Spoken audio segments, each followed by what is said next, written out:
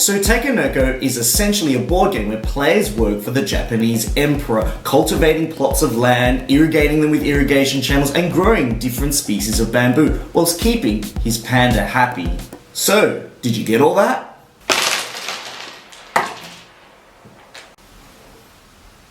Oh boy.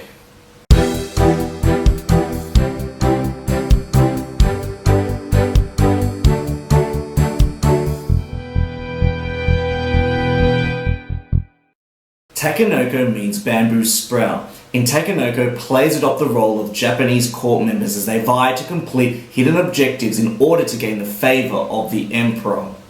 The catch here is that all players are working in a common, shared garden, building it together as they go. The player who completes the required number of objectives first gains the emperor's favour, and the player with the greatest amount of victory points by the last round will win the game.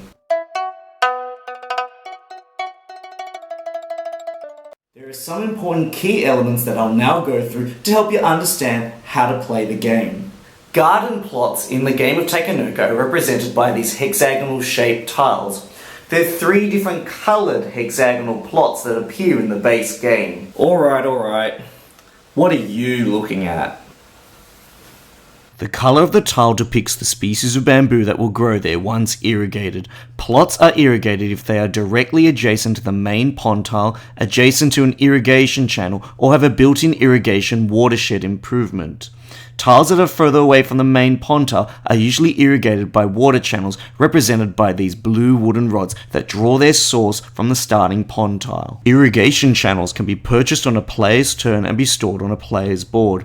Irrigating plots is very important, especially during the early game.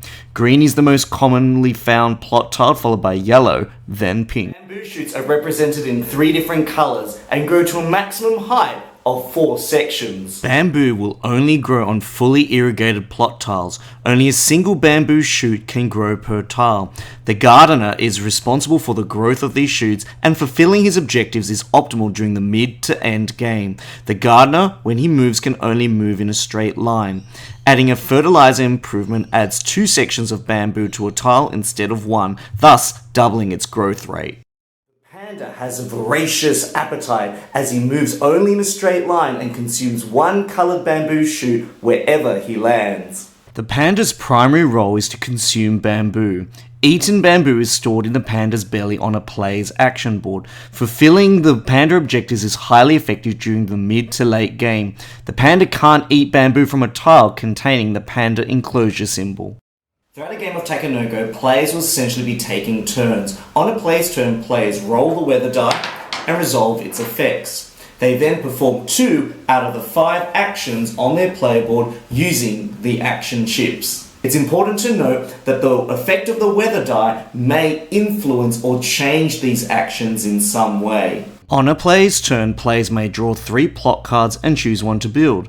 They can take and store and use an irrigation channel. They can move the gardener in a straight line and grow bamboo. They can move the panda in a straight line and consume bamboo, or they could draw an objective from one of the 3 objective piles. The effects of the weather die essentially provide players with alternative ways to spend their action points. The sun allows a player to gain an additional different action on their turn. The rain allows a player to place a bamboo shoot on an irrigated plot of their choice. The wind allows the player to make 2 identical actions. The storm allows the player to put the panda on any plot of their choice. The clouds allows a player to take, store and use an improvement chip.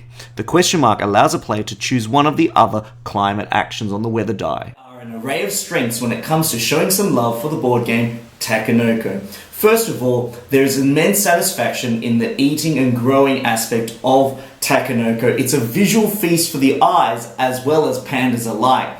There is a good amount of light strategic depth as well as options that players may have to complete on their turn. Secondly, I love the idea that everyone is working on this common board. The board is continually evolving and expanding, and players are hindering but also helping their opponents at the same time. I love the diversified range of objectives, which keeps the game feeling fresh and different each time, and the optimal placement and completion of these objectives is really crucial to winning and optimizing your gameplay. And finally, I love the accessibility and simplicity of the game for families and non-gamers alike. It's very easy to learn, easy to teach, and easy to pick up. So apart from Takenoko, what other games do you enjoy playing? There are 3 points I'd like to discuss if you're considering about getting this game. First of all, it can be difficult to figure out what your opponents are actually doing because all of the objective cards are in players' hands and they're kept hidden and only revealed once they are completed. So a modification to this is a house rule where you might have some public and some private objective cards that players are all vying for. But that's something you need to discuss with your group. Second of all, there is an element of luck to the card draw, to the tile draw, as well as rolling that weather die, which can affect the ultimate outcome of the game. And finally, some of the objective cards feel like they're a little bit easier to fulfill than some of the others. A lot of players seem to gravitate towards completing the panda objective cards because they're simply easier to complete, whilst the plot objective cards are a lot more difficult to complete towards the end of the game. And also, the value point distribution on these cards seems a little bit unbalanced. Takenoko Chibis expansion introduces some elements that help to strengthen the base game. First of all, there are some new objective cards that can be added to the objective card decks. Second of all, there are some new tiles that help to introduce and modify some existing elements in the game and improve them. Thirdly, there is the introduction of the female panda, Miss Panda, who subsequently introduces the idea of panda babies into the game. Cammy's garden allows all 3 species of bamboo to grow on the same plot. When a gardener lands on the sacred hills, one section of the corresponding coloured bamboo shoot grows on all irrigated tiles of that colour. The celestial pond is a new irrigation source. When the gardener stops on the gardener's cabin, the player can draw one objective card from each of the 3 types of objective decks. They can choose one and discard the rest. Miss Panda appears when a plot tile is revealed with her face on and is placed into the garden for the first time. Each time a new tile appears with her face on it, she immediately moves to that plot space.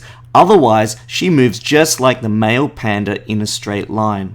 Whenever Miss Panda is moved by a player, she does not eat bamboo on the space she lands on. However, if she lands on the same space as the male panda, she can bring in a baby panda into the world.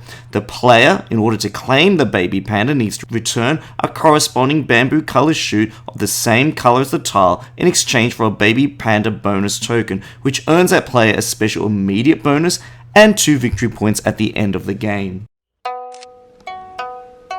In considering my final verdict, I absolutely love Takenoko as it is the first game that I go to when I want to introduce new gamers to the board gaming hobby. It's light, it's colourful, and it really draws you in. I feel like the base game is further elevated by the introduction of the Chibis expansion, and once I introduce players to Takenoko, I definitely also introduce these new elements. The Chibis expansion takes Takenoko, the base game, and elevates it to another level. This is a game that I definitely love playing again and again despite some of its minor flaws.